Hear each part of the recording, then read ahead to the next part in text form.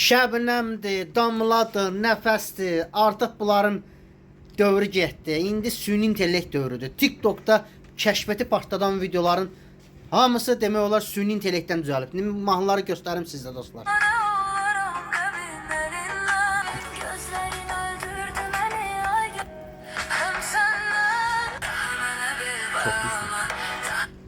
Mahnı düzəltmək üçün, mahnı ifa eləmək üçün və yaxud da mahnı yaratmaq üçün müğənni olmağa ehtiyac yox. Sən də 2 dəqiqəyə bunu düzəldə bilərsən.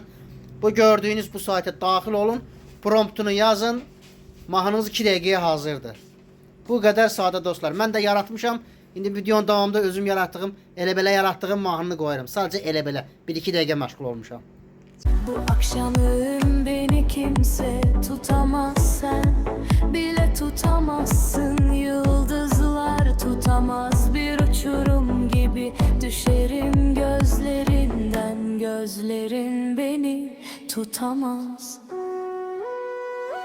Bu akşamım beni kimse tutamaz, sen bile tutamazsın. Yıldızlar tutamaz, bir uçurum gibi düşerim gözlerinden. Gözlerin beni tutamaz.